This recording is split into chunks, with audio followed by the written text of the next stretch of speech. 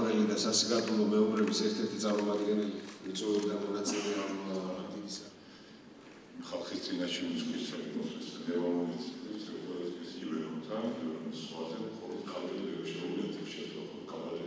შეიძლება ითქვას, რომ ამ ძიაზე მომივიდა ყველაზე ადვილი მშენებლობა იქნებოდა ისეთი, ეს არის აბსოლუტურად ნებაყოფილობითი ჩვენ სამხედრო შეიარაღებულ ძალებს თავდაცვის სამინისტროს დროგადად საჯარო სამსახურს სხვადასხვა აღსარებლობის წევრები და ოჯახის წევრები გვყავს, ამიტომ ეს არის მთლიანად რა თქმა უნდა ნებაყოფილობითი და კიდევ ერთხელ უდიდეს მადლობას ვეტყვი ამ დიდი ეროვნული საქმის წამოწყებისთვის.